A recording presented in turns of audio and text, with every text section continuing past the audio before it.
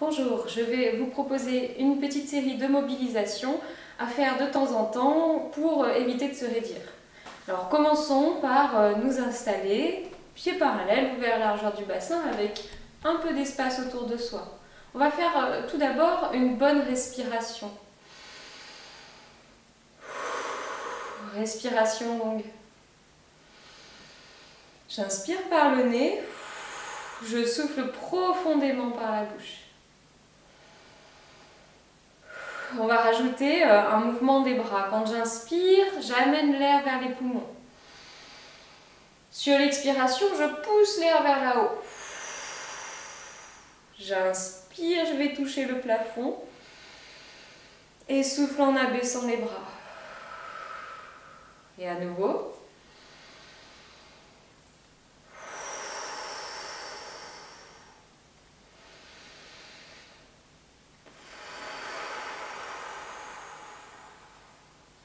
Amène l'air vers les poumons.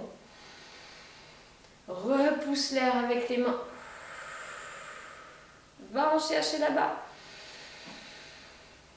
Et on abaisse. Encore.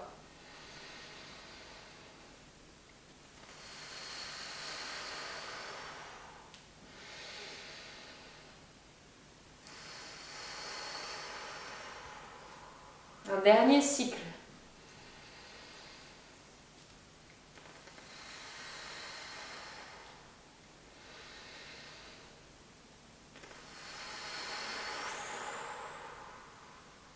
Très bien. Prenez le temps de laisser s'apaiser vos respirations. Ces respirations profondes nous permettent de décrisper un peu la zone des épaules et de la nuque. On va essayer d'aller un petit peu plus loin pour stimuler les muscles qui portent la tête plutôt que les muscles qui nous font crisper et s'enrouler comme ça. Alors, on a 3 exercices qu'on va faire ensemble. Je me mets un peu de profil, vous verrez mieux. Alors, on va lier les doigts des 2 mains et passer les mains derrière la nuque. Pas derrière la tête, mais bien derrière les cervicales. Une fois qu'on a cette position, on cherche à allonger le dos et on va presser la nuque dans les mains. Comme si on voulait faire ça, mais seulement avec la nuque. Je fais la nuque ronde dans les mains et les mains résistent. Je reste encore pour 4, 3, 2, 1 et relâche cette pression. Deuxième exercice, un peu la même chose, mais avec cette fois les mains un cran plus haut, derrière la tête, derrière le crâne. Allongez votre colonne vertébrale, on se grandit. Attention de ne pas avoir les épaules hautes, épaules basses. J'appuie avec l'arrière de la tête dans les mains qui résistent. Et ça me permet d'allonger un peu plus les cervicales. Ça fait un peu rentrer le menton, c'est normal. Je maintiens. 4, 3, 2, 1, puis relâche. Continuez d'allonger la colonne vertébrale, continuez cette histoire de rentrer légèrement le menton et on place les bras à la hauteur des épaules. Sans crisper les épaules, au contraire, imaginez que vous déposez vos bras sur un support. Une fois que les bras sont placés, on va chercher très loin avec le bout des doigts d'un côté et de l'autre. On étend au maximum les bras et on allonge les cervicales comme tout à l'heure lorsqu'on appuyait la nuque dans les mains, la tête dans les mains. Prenez cette impression, puis relâchez. On refait une deuxième fois ce triptyque. Les mains derrière la nuque tout d'abord. Les mains derrière la nuque. J'appuie la nuque dans les mains et les mains résistent. Ça fait un peu rentrer le menton. Hein, ne faites pas l'exercice en tendant la nuque en arrière. On s'étire, on allonge. 4, 3, 2, 1, puis relâchez.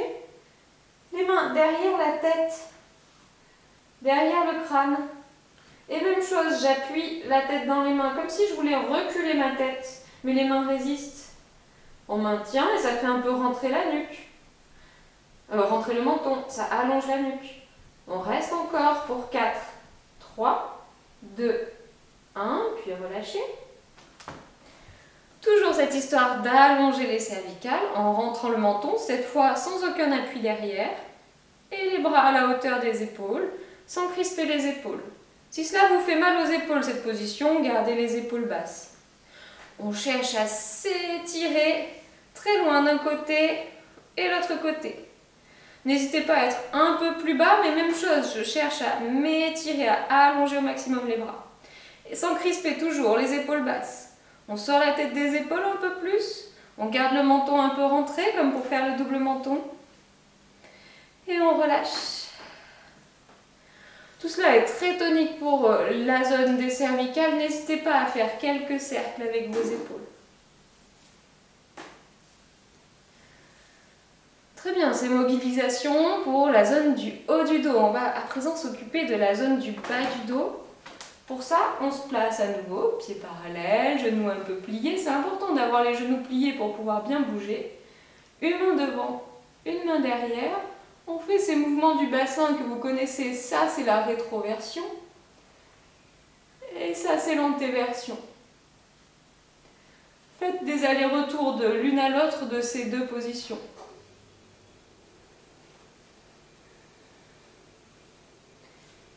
On va faire un petit arrêt sur l'image en antéversion. Sentez la force que ça fait prendre dans le bas du dos. Pas beaucoup, mais un petit peu. On peut avoir la barre ici. Puis passons en rétroversion. Sentez que pour tenir la rétroversion, vous avez sûrement un peu serré les fessiers et les abdominaux. On va trouver le milieu, la position neutre du bassin. Une fois qu'on a le neutre, on peut, sans recrisper le bas du dos, sentir qu'on a un petit creux dans les lombaires, pas beaucoup, et qu'on peut prendre un peu de force dans l'abdomen, beaucoup moins que si on était en rétroversion, mais un petit peu. Et un petit peu de force aussi dans les fessiers et le plancher pelvien, beaucoup moins que quand on était en rétroversion. Relâchez tout ça, on enroule le dos doucement. On enroule, on descend. Un bon soupir. Puis pour dérouler, je m'appuie sur les genoux.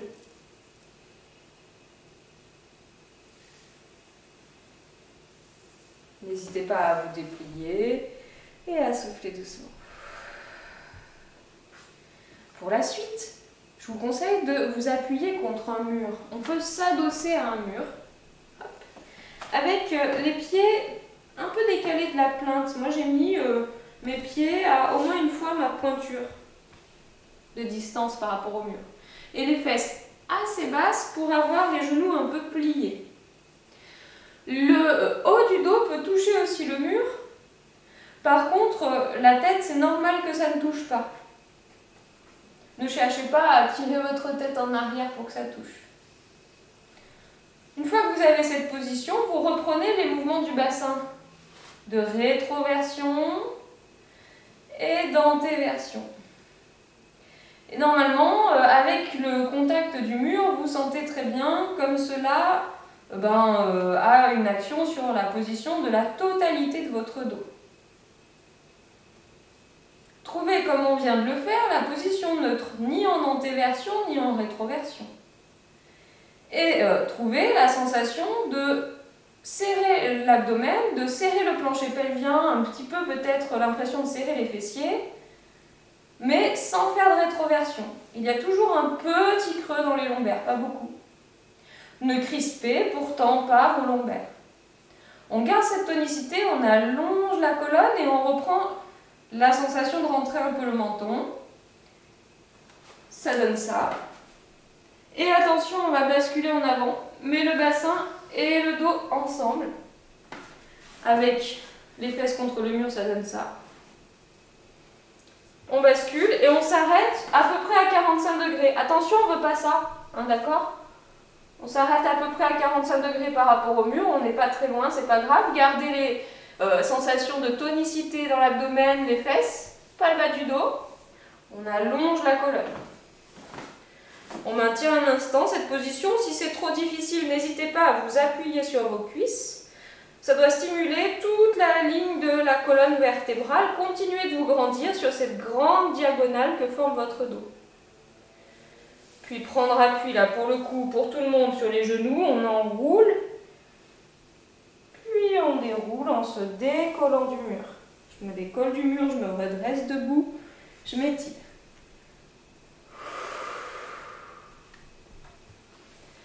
Alors ça fait travailler les muscles qui portent le bassin et qui portent le dos. Donc je le disais, on n'enroule pas le dos comme ça. On emmène le bassin et le dos ensemble. Donc on a les fesses contre le mur. Mais quand on fait ça, des fois on a envie d'avoir ça, le regard sur l'horizon. Voyez la nuque comme elle se pose. On ne veut pas du tout ça avec la nuque et les épaules. On veut retrouver la même sensation que dans nos exercices qu'on faisait avec l'appui. Et bien justement, on va retrouver ces mêmes exercices, ces mêmes 3 exercices, dans cette position d'alignement à 45 degrés. On vient contre le mur. Donc genou un peu fléchi, pied un petit peu décollé de la plainte. Le sacrum touche le mur, le haut du dos touche le mur. Il y a sûrement pas mal d'espace entre la tête et le mur. Retrouvez la position neutre du bassin. Peut-être que ce n'est pas votre position habituelle. Serrez les muscles profonds de l'abdomen, le plancher pelvien, les fessiers. Allongez votre colonne et rentrez un peu le menton. Et on emmène le dos en un bloc. Imaginez que vous avez avalé un manche à balai. Bloups. Et voilà, on a le dos bien à la diagonale. Une fois qu'on a ça en place, les mains liées derrière la nuque. Les mains liées derrière la nuque et comme tout à l'heure, je presse la nuque dans les mains qui résistent. Je reste 5, 4, 3, 2, 1, puis je décale les mains un cran plus haut. Les mains derrière la tête, sans crisper les épaules. Gardez les épaules basses. On allonge la colonne et on presse la tête dans les mains qui résistent. Comme si vous vouliez ramener le dos de votre tête vers le mur. Rentrez le menton.